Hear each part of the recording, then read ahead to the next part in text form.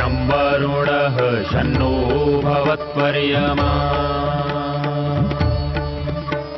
शन्न इन्द्रो बृहस्पतिः शन्नो विष्णुरुक्रमः ॐ शान्ति शान्ति शान्तिः।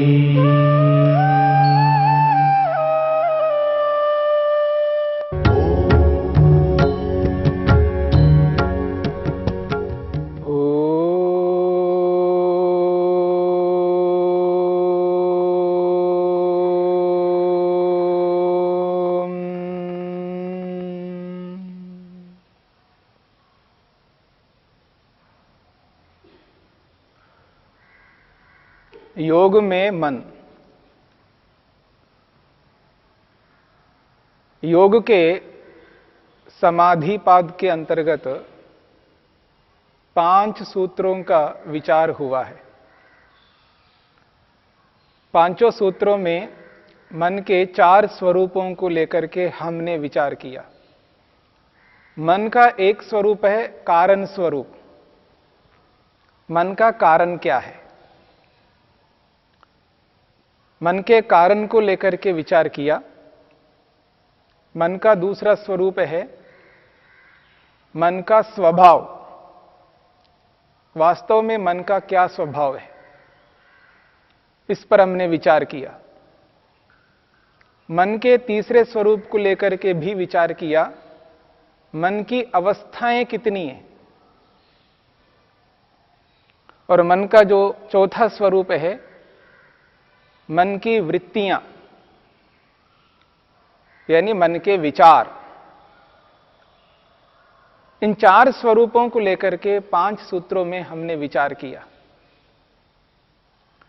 5वें सूत्र में मन के विचारों को लेकर के स्पष्ट किया गया है। वृत्तयः पंचतयः क्लिष्टा क्लिष्टा। वृत्तियां 5 प्रकार की हैं।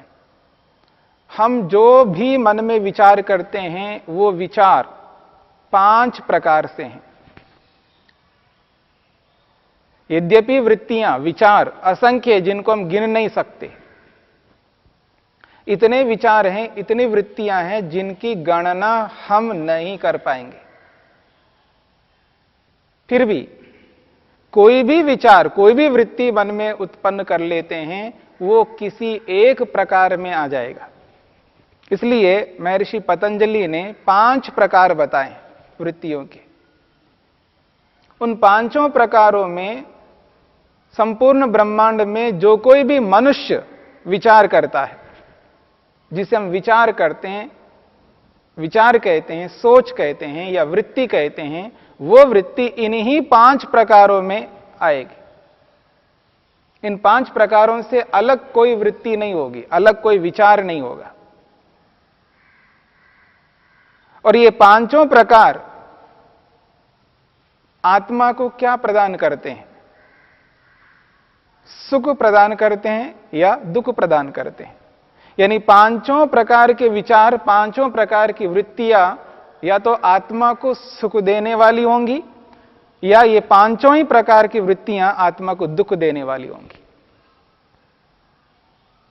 इन्हीं 5 वृत्तियों से, इन 5 प्रकार के व्यापारों से, इन 5 प्रकार के विचारों से या तो आत्मा को सुख मिलेगा या उन्हीं से आत्मा को दुख मिलेगा। या मैं ये कहूं, विचार, एक वृत्ति, एक ही वृत्ति, एक ही विचार, वही विचार आत्मा को सुख दे सकता है और वही विचार आत्मा को दुख भी दे सकता है।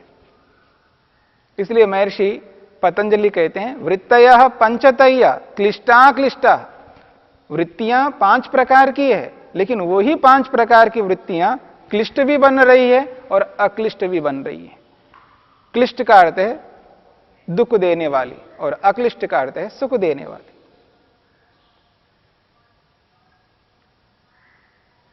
कैसे एक विचार, एक वृत्ति सुख देते हुए, सुख प्रदान करते हुए दुख भी कैसे प्रदान करेगी? ये हमारे प्रयोग के ऊपर निर्भर करता है।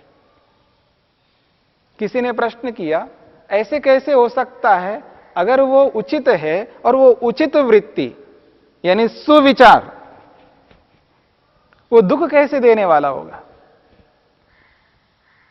इसी बात को लेकर के आगे हम चर्चा करेंगे। और इन पांचों प्रकार की वृत्तियों के अपने अपने नाम हैं।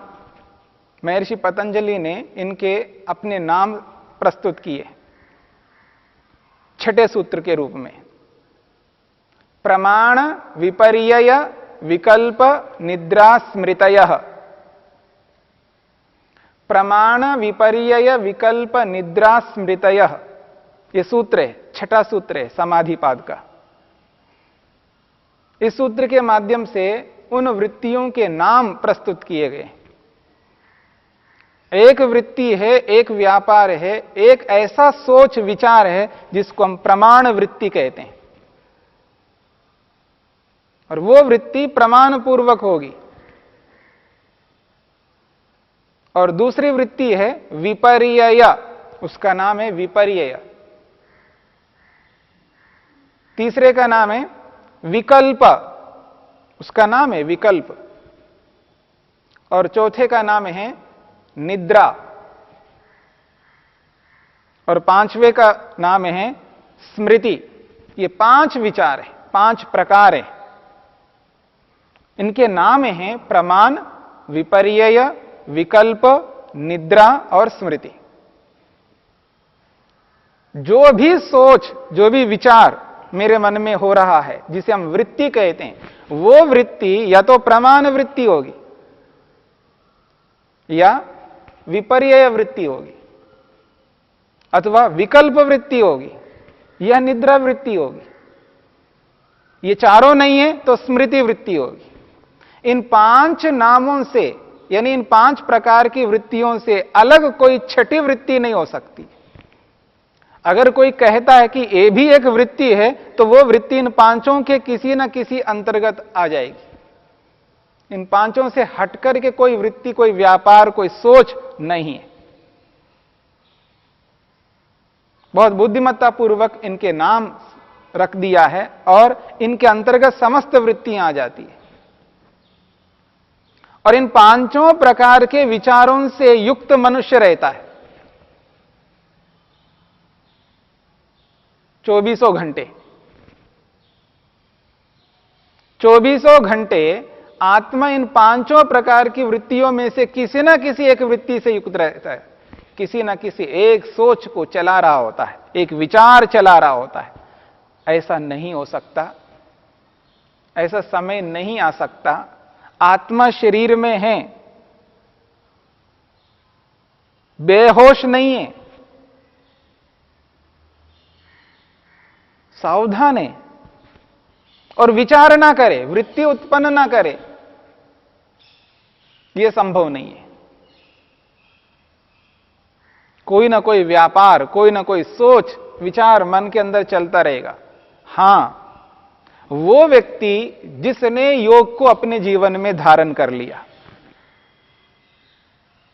योग को जिसने साध लिया, योग को जिसने आत्मसात किया, वो व्यक्ति इन व्यापारों को रोक देता है। इसलिए कहा योग किसे कहते हैं? योगश्चित्त वृत्ति निरोधा। इन वृत्तियों को रोकने का नाम तो योग है। पर हर कोई व्यक्ति ऐसा नहीं कर सकता। जिसने योग को सिद्ध नहीं किया, योग को आत्मसात नहीं किया, वो इन व्यापारों को नहीं रोक सकता। वह व्यक्ति 24 घंटे इन पांचों प्रकार की वृत्तियों में से किसी ना एक वृत्ति से युक्त रहेगा। रात को हम सो जाते हैं, जिसको हम कहते हैं नींद ले रहे हैं, पर निद्रा भी एक वृत्ति है, एक व्यापार, एक सोच, एक विचार है, याद रखना। ऐसा नहीं कि निद्रा में कुछ होता नहीं है। निद्रा भी एक वृत्ति है, मन की वृत्ति है, ज्ञानात्मक वृत्ति है। निद्रा में भी आत्मा खाली नहीं रह सकता। हां, आत्मा बाह्य विचारों से या बाहर के विषयों से, बाहर के संबंधों से हट गया है, यह स्वीकार्य है। बाहर का कोई व्यापार नहीं करता। इसका अर्थ यह नहीं है कि कोई भी व्यापार नहीं करता, यानी कोई भी वृत्ति नहीं उठाता, ऐसा नहीं है। एक वृत्ति, निद्रा वृत्ति चलेगी, वो भी ज्ञानात्मक है। इसकी चर्चा हम आगे जब निद्रा वृत्ति को लेकर के करेंगे तब स्पष्ट करेंगे।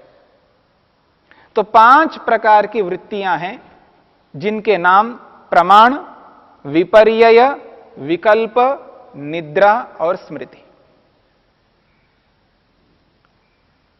पहली वृत्ति है प्रमाण वृत्ति।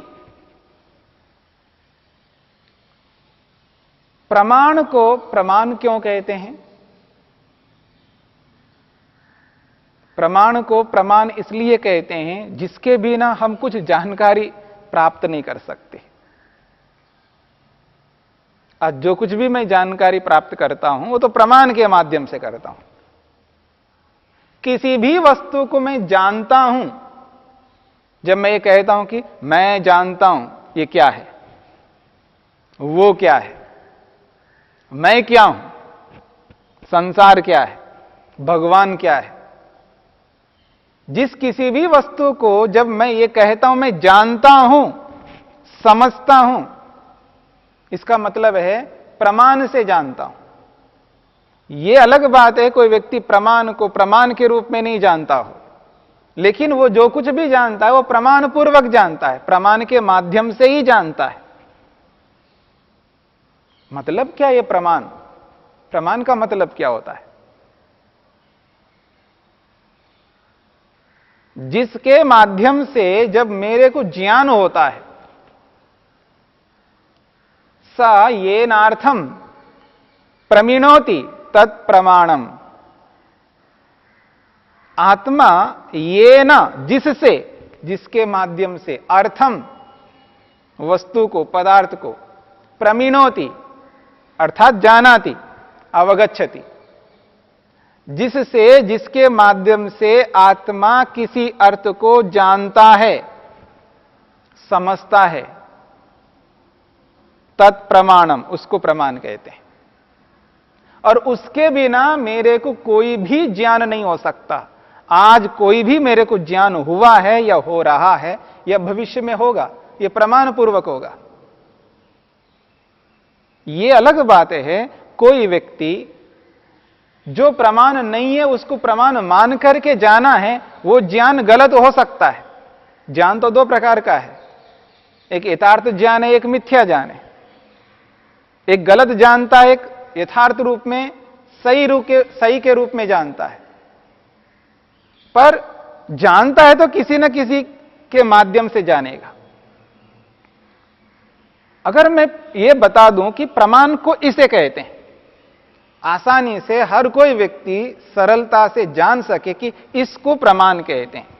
लोक में आपने सुना होगा मानक, मानक कहते हैं उसको। और एक शब्द से मैं स्पष्ट करूं जिससे आपको एहसास होगा, तराजू। तराजू से हर व्यक्ति परिचित है। यह अलग बात है आजकल इलेक्ट्रॉनिक दुनिया है तो अलग प्रकार के तराजू आ गए, लेकिन तराजू को तो हर व्यक्ति जानता है। ये जो तराजू है वो है मानक, वो है प्रमाण, जिसके बिना मैं समझ नहीं सकता ये चावल है, ये आटा है, ये सब्जी है, ये फल है, ये है, ये वो है। क्या प्रमाण है? कितना है ये? 5 किलो है, 10 किलो है, 1 किलो है, आधा किलो है, 100 ग्राम है, कितना है? ये मानक है। उस मानक से किसी वस्तु को मैं जान पाता हूं। ऐसे ही मैं जो कुछ भी जानकारी हासिल करता हूं, प्राप्त करता हूं, वो किसी न किसी प्रमाण के माध्यम से होता है। आप क्या कर रहे हैं? आप मेरे को देख रहे हैं ना, मैं क्या कर रहा हूं? मैं आपको देख रहा हूं ना,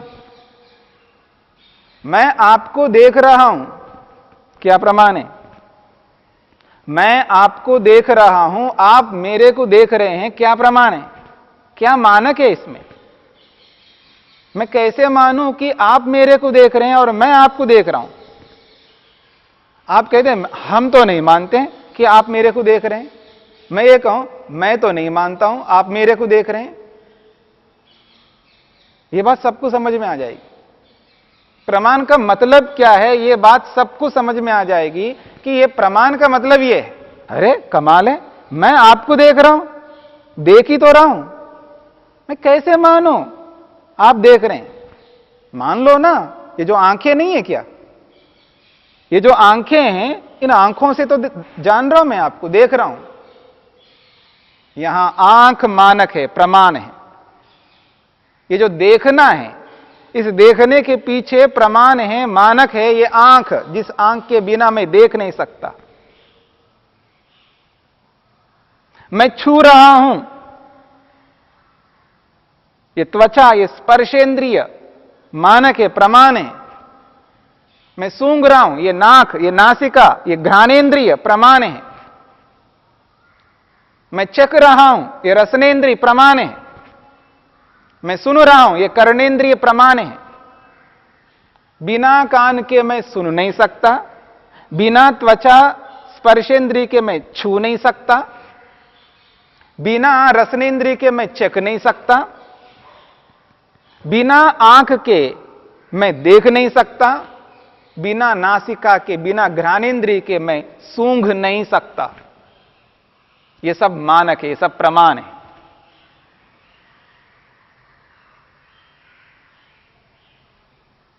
तो प्रमाण एक वृत्ति है और प्रमाण प्रमाण होता है, और इस प्रमाण से सुख भी मिलता है और दुख भी मिलता है। प्रमाण एक वृत्ति है, एक व्यापार है, एक सोच है, एक विचार है, पर इस प्रमाण रूपी वृत्ति से यदि मैं चाहूं तो सुख ले सकता हूं और मैं नहीं चाहूं तो दुख ले सकता हूं। या मैं ये कहूं मैं तो सुख लेना ही चाहता हूं, लेकिन प्रमाण से मेरे को दुख मिल रहा हो, इसका अर्थ है उस प्रमाण को प्रमाण के रूप में प्रयोग नहीं कर पाता हूं। याद रखना, प्रमाण हमेशा सुख देने वाला होता है, पर उस सुख देने वाले प्रमाण को मैं दुरुपयोग करता हूं, गलत ढंग से प्रयोग करता हूं, तो वो मेरे को दुख देगा। इस प्रकार से 5 वृत्तियां हुई, 5 प्रकार की वृत्तियां और उनके नाम जो महर्षि पतंजलि ने स्पष्ट किया है। प्रमाण वृत्ति, विपर्यय वृत्ति, विकल्प वृत्ति, निद्रा वृत्ति और स्मृति वृत्ति। और एक एक को महर्षि पतंजलि स्पष्ट करेंगे। प्रमाण क्या होता है, किस प्रकार का होता है, विपर्यय क्या होता है, विकल्प किसे कहते हैं, एक एक की परिभाषा करेंगे और एक एक को समझाने का प्रयत्न करेंगे। और इन 5 वृत्तियों को समझ करके व्यक्ति इन 5 वृत्तियों को ऐसा प्रयोग में लाता है जिससे सुख मिलेगा, और वैसा जब नहीं लाएगा तो दुख मिलेगा। इसलिए इन वृत्तियों को, इन व्यापारों को, मन के विचारों को समझना है। समझ करके योग के माध्यम से उसको स्वीकार करते हुए योग में वृत्ति बना करके सुख प्राप्त कर सकते हैं।